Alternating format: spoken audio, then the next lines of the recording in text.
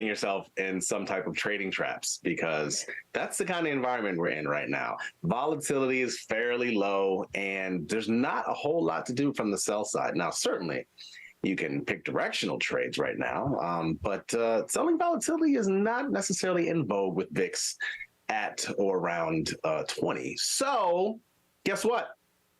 I brought along former debate team captain Julia Spina to take a look at some of the earnings that are coming out next week. There's about 85 names in the S&P 500 that are going to have earnings. So we decided we'll take a look and maybe contemplate what to do when those earnings come up. Julia, what's going on? Oh, yeah. We're just going to have a little powwow. It's going to be great. Like you said, when vol is low across the market, the ETFs too, like everything's pretty low, except for a handful of companies that have earnings. I guess it's 85. So 85 companies have earnings coming up, quite a bit. So that's a good way to get some volatility during pretty chill market conditions. So yeah, we're gonna chat about it, talk about what we're keeping an eye on, and just hang out. Yeah, it's a vibe.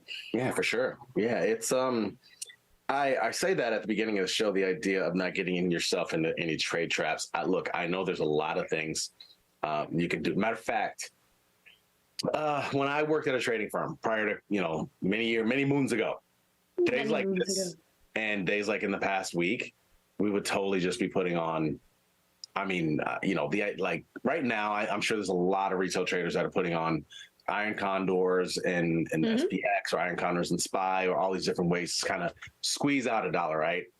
Yep. The idea of what we often say, putting pennies in front of the steamroller, right? Reason being is because at any given time, like I'm sure there's people who did it today and they probably did a $10 wide or maybe $15 wide iron condor and SPX or something. And the market has just continued to steadily go up today. And I know it's happening. Yeah. There's people out there who've gotten beat by that. So, I'm not begrudging you on that, but this is the reason why we wait for volatility to sort of get higher so that we can have the ability to harness that volatility that's high and then as it comes in. Because what happens if you do, like I described earlier, sell like an iron condor today, sure, you could have done it the last couple of days and maybe it worked out, but today is the day where you basically lost everything that you made over the previous couple of days. So yeah, I'm one of those iron condor chads, I guess, where like even though vol's low, I'll still put a couple on just so that I have like something in the market at all times, like or one in the market indexes or whatever ETFs at all times. And I'll usually do wide iron condors because they kind of protect from those really big moves that we kind of worry about when IV is low. Even though you still get to collect a decent amount of premium if you set your wings wide enough, then you also have the protections. That's usually what I do. I'll usually have like a position or two on just for lulz, I guess. But yeah, the outlier risk that we have measured historically, at least, it goes up pretty significantly when IV goes down because that expected range gets a lot tighter. So even more moderate moves cause a vol spike, pretty big breach sometimes, and that's when the biggest losses tend to happen, which is always fun. Yeah, I know, right? Yeah, it's the best. Yeah, next week I was, you know what? I know you were talking about the earnings tab. I'll let you drive if you want on the platform if you're cool with that. Do you have it up or On the platform, I do have it up, but I haven't tweaked it to be air ready. Let's put it that way. Oh, so can you share your platform? The interesting thing that I also want to talk to you about is something from a year ago. And you're like, what in the hell are you talking about? A year ago? You told me about something a year ago, and you said, you got to watch it. It's really good. When you get a chance, check it out. Everything Everywhere All at Once? Did you watch it? Yeah. I watched it recently, and it was dope. I liked it a lot. Fantastic. I really liked it. Cool movie. So good. It's hard to come by those movies. It is. Oh, I love those movies. And I also remember you saying, I was like, well, what's up with it? Like, what's the deal? And you're like, you just got to see it. You just got to see it.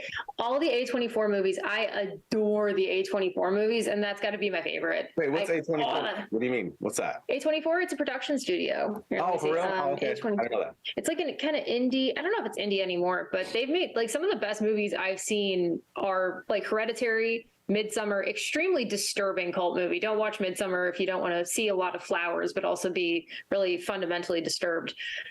They've had some really fantastic movies. Let me see if I can look up a list. They did Everything Everywhere All at Once. They did X and Pearl, if you're into that kind of stuff, which are some fun horror movie psychological thrillers. Never heard of it. Let's see. As you're looking, I gotta make sure everybody knows you can come over to the Tasty Live YouTube page and get in there, man. Get in the chat. I see some of the people already. Brian, what's up, dude? Join chat. What's up? Your fellow Cubby fans. What up? What up? They did Green Room. That's a good George movie. B, what's up, man?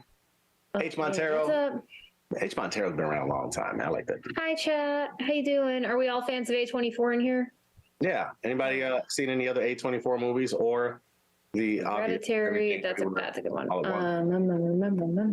Everything, everywhere, all at once. Midsummer. I said this already. This is a really long list, actually. Jeez. The Lighthouse. I've been wanting to see The Lighthouse for a long time. It's a very dramatic black and white film with, what is it, Willem Dafoe, and then who's the other guy? Robert Pattinson, and they just go crazy in a lighthouse and try to kill each other. And yeah, those are exactly the two dudes I would picture being in that type of movie. 100%. They did Uncut Gems. Oh yeah, they did Uncut Gems. You know what? I'm not gonna lie. I actually wasn't feeling Uncut Gems when I first saw it. I might need to see it again. I guess I was just expecting a different type of movie, a different type of plot. I guess the plot was it was just, they were kind of all over the place with it, and it was a little all over the place. That, like, I remember that movie, man. And my brother filmed the last 10 minutes of me watching that movie because he knew how it ended. I didn't know how it ended. And he was filming me secretly in a chair. And I literally jumped out of my chair and started screaming. I was so mad. I had to walk it off for like 30 minutes. I've never felt such intense feelings of anxiety from a movie ever in my entire life until I watched that movie.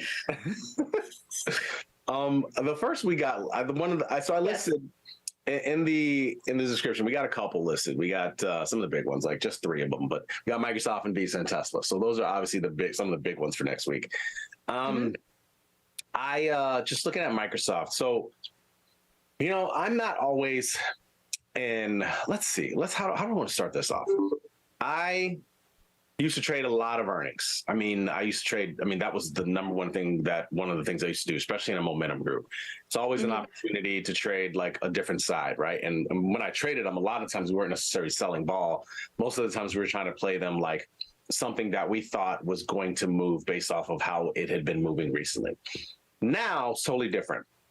I actually don't trade as many earnings. If I have a position on already, it is what it is. Like, I had a position in Netflix leading up to today. I had this 350 calendar call spread. It actually worked out pretty well. I've had it on for like a couple of weeks. Nice. But other than that, I don't always put positions on ahead of earnings, but I still love to look at them and price them out. And probably most importantly, I don't put a position on. If I'm trading an earnings play, I won't put a position on until like the night of. You know what I mean?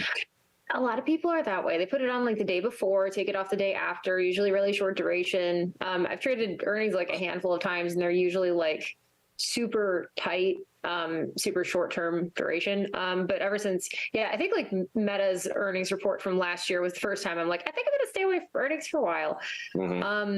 And I wrote up a little code that looks at earnings for like Microsoft, for instance, for the last couple times. And it hasn't had the craziest earnings moves in the world. So like for Microsoft, last one was like a 6% down move after earnings, 4% up move the time before, 1% up move the time before, literally nothing the time before that. So it's actually, like, compared to some of the other tech stocks, been pretty chill around earnings. Not so bad. Yeah, it's funny. IVX is, sorry, go ahead. When I think back, like at a firm, what we had this very kind of mathematical, scientific way that was not necessarily always working that we'd look at. We'd look at the average of the last, like 5 moves or so on earnings. And, when you look at that, like, truthfully, none of those really matter, right? Like, it was sort of a way just to kind of keep your job, honestly. Like, you just use that data just to do it. You know what I mean? But it was because you say, okay, over the last 5 earnings, it's moved on average 5% of the time. I'm playing it for a 5% move. And then I'm also estimating where vol is going to come into, right? Like, it's already elevated implied wise. I'm estimating where implied vol is going to come into. We plug it into this calculator and it would give us an expected move that we could trade around. Literally is what we did. That's so, what's funny is that, like, especially with earnings, there's not a, ooh, am I lagging? Are you lagging? Somebody is. I don't know. Am I alone? Is it just me in chat? We'll pull up chat. Hi, chat. Ooh, did we lose Jermal? See what chat's doing.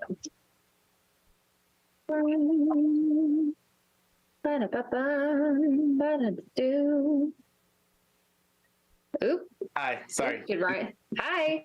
Hi. Sorry. Hi. This happened earlier. Oh, no, that's okay. So yeah, let me pull the platform up. So where did I leave off? Okay, cool. The calculation that I was talking about? Yes, we're live right now, right? Yeah, we are. I take it. Yeah. Fabulous. Oh, everybody ignore the technical difficulties. Yeah, it was and the yes, we do this calculation, we'd estimate where we think implied vol is going to come into after earnings, and then we'd get an average of what we thought the move was over the last, I don't know, whatever you wanted to choose, 3 to 5 times. That part really didn't matter because every earnings is different, right? Like the issues that are plaguing Microsoft now are not the same issues that were plaguing it a year ago or 2 years ago. So it was kind of like, why are we even doing this? But it was just kind of a statistical way to sort of keep yourself out of trouble, honestly. Yeah, just to be like, it's based on something. And when you dropped for a second, I pulled up chat just to see how it's going. And yes, I loved the movie, The Menu. The Menu, I am still raving about it to this day. I love that movie. I love everything about that movie. Oh, that's the new one, right? Oh, it's so. Oh, have you ever seen like Chef's Table or any of those kind of like? I mean, Chef's Table I consider kind of pretentious culinary content. I mean, I look at Gordon Ramsay, all the Food Network stuff, and it's shot like Chef's Table, and it's just it's one of the funniest horror movies I've ever seen. So anyway, beside the point, I highly recommend The Menu. It's fabulous. But yeah, what's fun about earnings, and we've tried to do studies around earnings before, but especially if you're looking at like a particular company and how the success rate, I guess, has been for like option strategies, for example, around earnings, the data is so volatile because there's only it's got a lot of error around it rather, because there's only a handful of occurrences. I think like Apple's reported earnings like 100 times in 20 years or something like that. I don't remember off the top of my head, but there's just so few data points that there's just a lot of variability in the occurrences. So it's really hard to tell, like on average, what to expect. So you could really swing those numbers however you like. I'm like, oh, I'm going to be bullish because it's, in these last 5 occurrences, it's done well. Let's go. But yeah, it's generally hard to formulate anything statistical around earnings. So a lot of people have been asking me recently, like, what are my thoughts as far as like how I want to trade earnings or different things like that. And like I said, most of the time I don't, but one of the things I have liked to do, and obviously I'm not going to really do that this week because it's not really feasible. But like I said, with the Netflix situation, what was interesting is I was able to sort of trade it in that I had that calendar spread leading up to earnings. Microsoft is one where, okay, so what do I usually go through? I can't help it. It's not tasty, but I look at charts. I look at chart patterns to get an idea of what I possibly feel like the stock may or may not do. And a lot of times that may guide me into what kind of trade I want to do, whether I want to sell a call spread, sell put spread, sell iron condor, or if I want to do a calendar. So that's kind of where I usually start out. I don't know. How about you? I mean, if and when you do trade. It's really not a lot. Yeah. Cause earnings, especially cause I've only been trading for 3 years. I started in 2020, which was a blast. And then earnings in 2021 for a lot of the big tech companies are a little scary. So I don't trade earnings a lot. And when I do, I'll usually buy straddles, which is not effective at all. So they're very speculative and they're meant to be speculative. So however you prefer to speculate, that's how I'm most comfortable doing it, usually with very short-term durations. And a lot of the times what I'll look for is, even though you have to take historical performance with a really big grain of salt, because everything, market conditions change on a dime. But a lot of the time I'll look at just kind of how volatile the moves around earnings have been and how likely I'll kind of then the next step is okay, approximately how likely is it to exceed the expected range around this move? That's kind of what I'm looking for mostly, but I really don't trade them a lot. So I'm not a very good source of information on this. No, I mean, strategy. Yeah, there might be people who consider themselves earnings traders, but like you said, I think you said a lot of what people feel like earnings are kind of a crapshoot. You really don't know. Yeah. Right now, looking at Microsoft, it's got 32 IVR. I don't know what I would do here, because a lot of what guides me on earnings too is what's happening in the current space on earnings. Yeah. What's happening in the whole industry as a whole. And right now we haven't seen much data yet, right? Like that's what I really like to do. I like to pay attention to those type of trends, especially given like that's how I trade anyway. So I don't necessarily know if I do much here. It would all be based off of what I think is going on with the chart. I see, a lot of tech. We've seen sort of this bounce in the market in the last couple of days. Tech has been the laggard, obviously, because it's still kind of suffering from 2022 themes and rates and blah, blah, blah, blah, blah, right? So, oddly enough, this makes me like maybe possibly a little bullish on these guys. We've talked about them recently too, about this whole Chat GPT thing and how they're already incorporating it into some of their stuff. Maybe that's possibly a theme. I don't know. It is interesting to watch the stock. There's a lot of stocks on the move today, but not many are up 3% and change, and this is definitely one of them. I wouldn't necessarily love the idea of doing an outright, like, first of all, I'd probably be looking to buy this. 32 IVR doesn't seem particularly high to me. I'd probably be looking. It seems kind of low. I was going to say. Right? It's like 4 days away from earnings. It's kind of low. I've been in a calendar spread type of mode over the last several weeks. This is Tuesday, 24th earnings? Yeah. Yeah. Day after the close, probably. So essentially Wednesday. I don't know. Something to think about. I'm obviously not putting on anything now, but something to think about, I guess. It's something interesting. Yeah, it's mostly like Tesla. Now that's one that I'm definitely not going to trade, but I want to watch. That's going to be a fun one.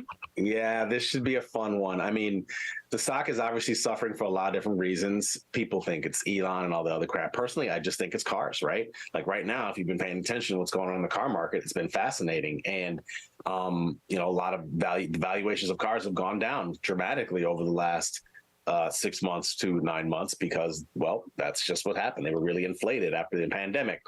And the interesting thing is, though, these guys kind of tried to get ahead of it last week. They came out and said, we're dropping prices on pretty much all of our cars. One of my favorite new Twitter follows is this guy, Car Dealership, which seems like everybody needs to know now. I think that, I don't know if that's his exact handle, but he's been tweeting a lot about what's going on in the car market, whether used cars or new cars.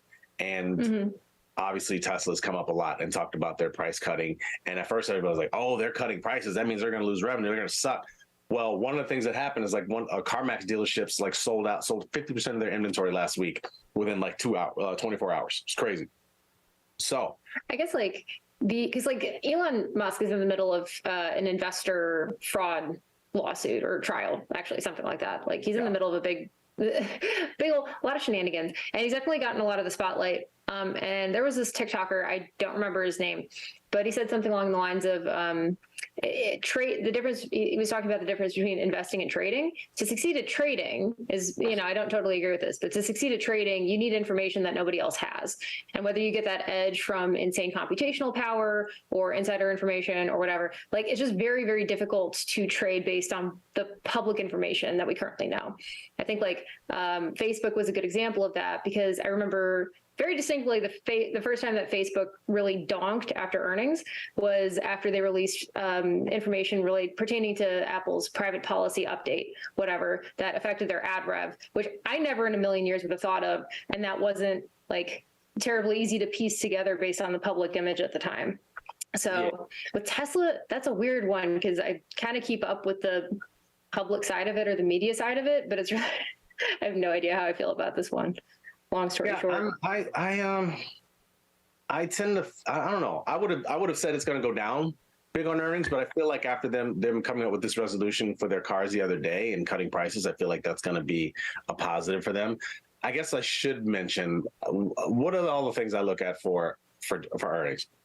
I look at the chart, like I said. I just look at kind of the chart pattern. I try to determine if I think maybe it's right for a fall or possibly going to bounce. I also, obviously, we look at IVR always, no matter what, right? Like we look at what the current IVR is across, overall, and then I look at across different expirations. So here we see 92 for next week, which actually encapsulates earnings. We see 83. Obviously, it's going to go down in the months after. This is kind of how volatility works, right? Like this lets you know that there's an event right here.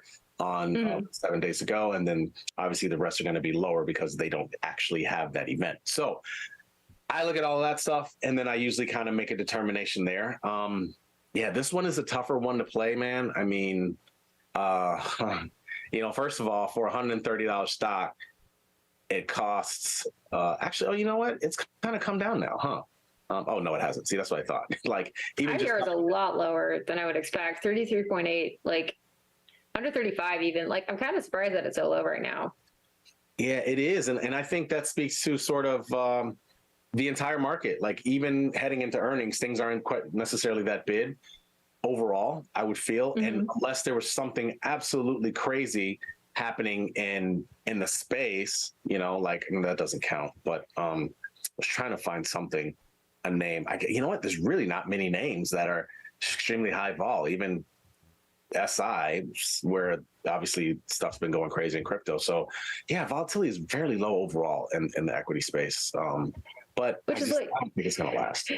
That's so funny to me that the IV's got to be around like 70 something, if I had to guess, like the IV for the assets. And it's IVR with an IV index of like 70 something. It has an IVR of 33.8, which just shows how nuts of a year Tesla's had. So wild, man. It's so wild, dude. It's so wild. Yeah. Like, I'd probably be bullish on, or not bullish, I'm sorry, bearish on this as well. Because you said that they were dropping the new Tesla prices, right? They were dropping all Tesla prices. Yeah. I mean, mostly used cars. Mostly used cars. Yeah. They were dropping prices on a lot of their vehicles just because they knew they were overpriced. I mean, they were dropping them anywhere from like 10 to 20% on a lot of different models. So I'm gonna say bullish on that one, because if they're dropping prices, great for the consumer, don't get me wrong, especially after like the chip bubble that we've been dealing with and the auto market bubble that we've been dealing with. Great for the consumer. Not feeling super optimistic on Tesla. That's pretty interesting. Yeah. It's kind of interesting. It's like you could look at it on one hand, like they got ahead of a strategy and they said, car prices are dropping and we're going to go ahead and drop our car. I mean, we're going to drop our car valuations are dropping. We're going to drop our prices to sort of get in line with that so that we're not sitting here overpriced while nobody's buying. And it prompted some buying. How much overall, I'm not exactly sure, but I'm sure it'll be something they discuss. What else? Visa. Man. Let's see what Visa's been. This one is Visa, and I think MasterCard usually has like earnings close by too, I feel. 26, yep. And both on the 26th. I think one is usually before the market and one is usually after or something like that. And it looks like Visa didn't move pretty much at all during its last earnings announcement in November. Yeah, these aren't huge earnings movers, I feel. I'm curious to know if they will be this time around based off of what's going on in the economy, the idea of consumer credit. Like a lot of people using their credit. Consumer credit is at all-time high. And obviously they're merchants and they make money off of that. And I wonder if that's something that benefits them or what's the deal. So I would think about that with regard to any positioning I make.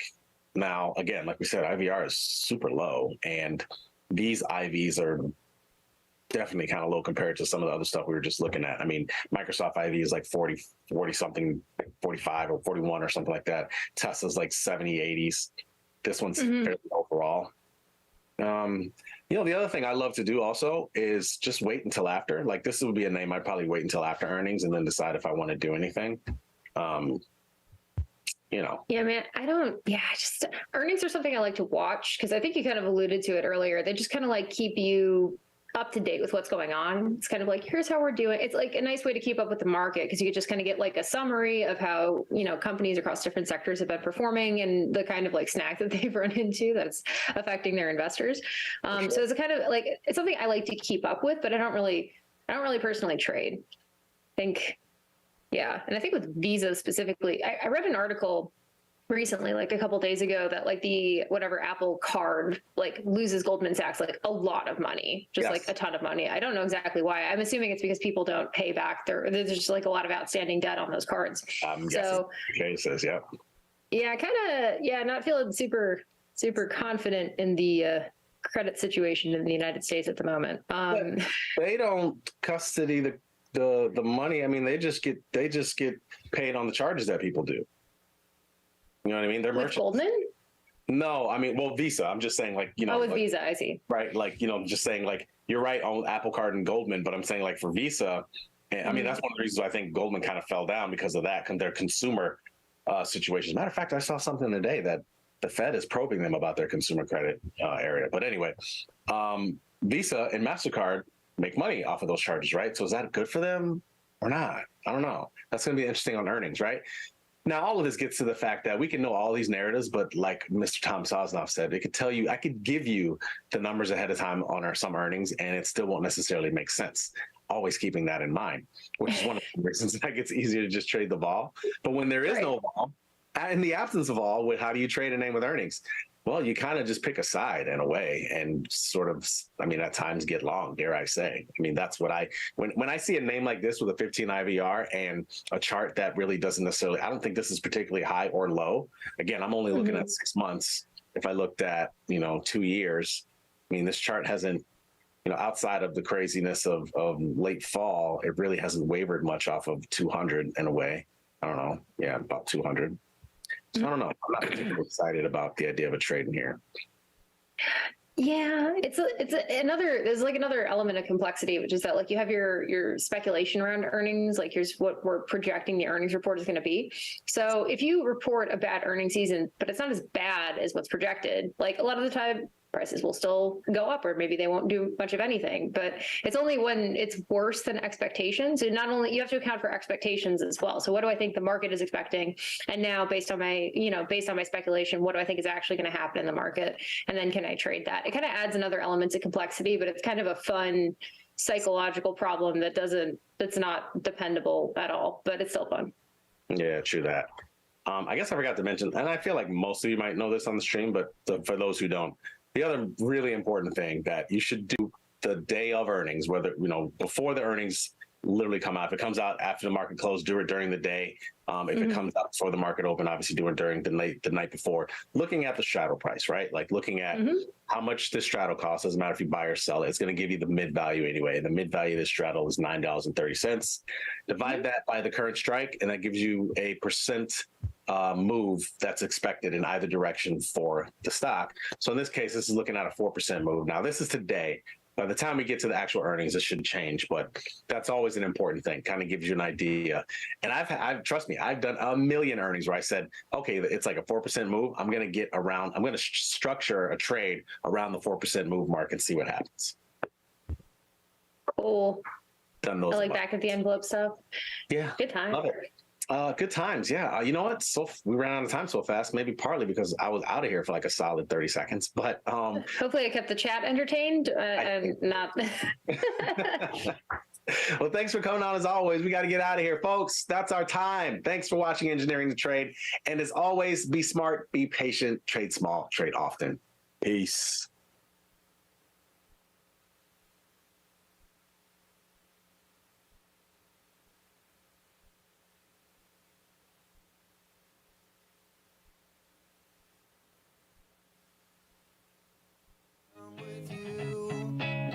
I wanna sink to the bottom with you. The ocean is big and blue.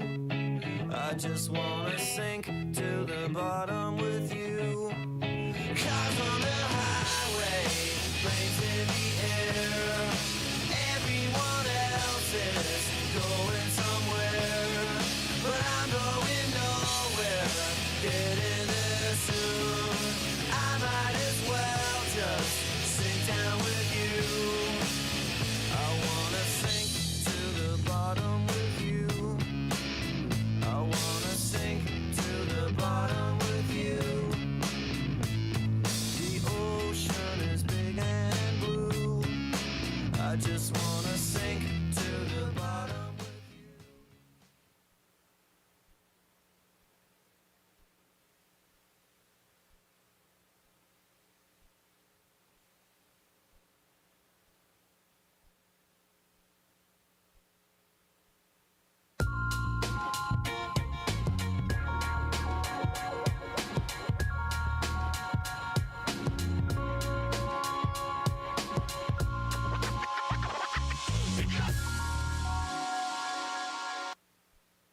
Hello, everybody. Tim Knight here. We are wrapping up the week, and we're doing so on this options expiration day with a big squeeze, especially the past couple of hours. Things are just going straight up. It's like a bottle rocket. The NQ has just about recaptured its 50% retracement level. We've pretty much undone all the damage from Wednesday. And same is going on with the ES, although the fibs aren't quite as clear. But yeah, things have been just roaring higher almost all day. Pretty much an upside down version of what we had on Wednesday. I am partly in cash still, 20%. And as you know, those of you who watch me for a while, my trades tend to be pretty far out expirations. Even got a couple for 2024 in there, but only one March left. That's my closest one. So I do not celebrate today, but I'm also not freaking out because I've got an average of 132 days left on these suckers. So a lot can happen in 132 days. I got some charts for you, not a ridiculous amount, but let's jump right in and talk about them. Here is the spider. Just like everything else today, it's green. I think this week what we learned definitely is that this zone definitely matters. I've made this a little shorter because yesterday's lows kind of proved where support is. Because back when we were in this range, just kind of grinding away, this was the base that was established. And we went zipping higher. This Wednesday, we unwound a lot of that gain, and then yesterday kind of finished off the job. And that low is meaningful because that is above this big chunk of end of year trading activity. And if the bears want to have any hope at all of getting frisky again with this market, we've got to get through that. That is a tough, tough wall right now. And what's going on today, as you can see, is that we're just kind of undoing Wednesday's damage. So when all the dust settles, we've basically been thrown back to last Wednesday, the 11th. Like nothing's changed. You can see just all this mess has been rendered moot. We're back where we were last Wednesday at end of day. Here's the XLI industrials, kind of a different take on where support and resistance is, because after the breakout here, what had been resistance for a long, long time has become support. It was successfully challenged at the end of the year, and we got kind of close to it at the lows this week, but clearly this has to be busted in order for the bears to have a fighting chance on it. Now, NASDAQ is particularly strong today. As I glance over here, we're up 311 points on the NQ, 2.72%. Looking at the cubes themselves, zooming in, this pair of Fibonacci's, as you know, last year provided very firm support, which was most recently challenged around Christmas. And we've rallied mightily since then, but the big news on the cubes, the big thing to watch is the 50% retracement level, which is defined by the COVID crash low and the lifetime high. And so we zoom in here, this red line here, that is the 50% level. It's 283.66 with these charts.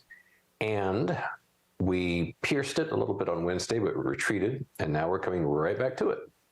So this is my hunch is that unless something enormous happens this weekend, you're going to see some red on the screen either Sunday when we open or certainly by Monday, because this is powerful resistance here. We're just, the bulls are having another go at it, tilting to that windmill again. A subset of tech is semiconductors, SMH. These bottomed last year, of course, on October 13. And they have gone just roaring higher. And the lines aren't quite as clean on this one, but 231.95 isn't a bad one as far as the resistance level on that. And you can see we've basically reached levels here that are once again quite high above the long time support. Hopping out of the US for a moment, EFA resistance is held, this dashed line right there. So we're still beneath this tremendous top. And FXI is strong today, up almost 2.5%. I've got my March puts on these. These have 56 days left on them. These are $35 puts. And I got some more of them. Hope springs eternal in the bearish breast. So the next important gap here is up at 32.76. If we cross that, like I said yesterday, I'll probably just hoist the white flag. What needs to happen is that this trend line needs to break. That's a very sharp trend line, but that's where we stand now. You can see, I hope, that I'm not crazy to think that this might reverse because we've had a staggering left, like over 50% from its lows late last year. So China, the whole China has reopened thing is on everybody's lips, and so I'm fading that. Now, yesterday afternoon, Netflix was the belle of the ball. When I entered the day, I actually had a position in Netflix, but I looked, and it looked to me like about 50% of the value in them was only 50% was intrinsic, which the way I do things is pretty low.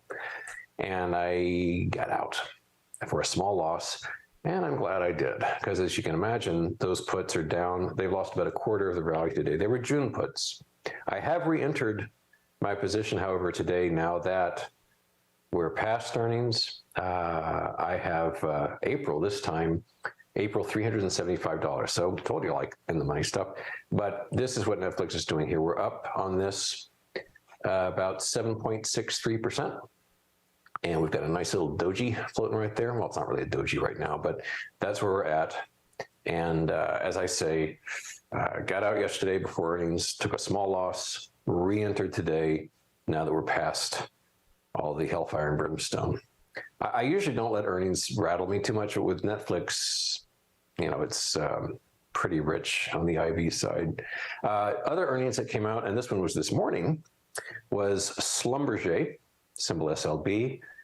I had puts on that. I continue to hold puts on that through earnings, no problem, because I love this trend line. This is the lifetime trend line, and you can see from way out where we are right now, this did a wonderful job of maintaining resistance. You can see right there, look at that, zooming tighter and tighter and tighter, almost to the penny, just breathtaking, and especially on a day like this, where we're up crazy amounts in the market.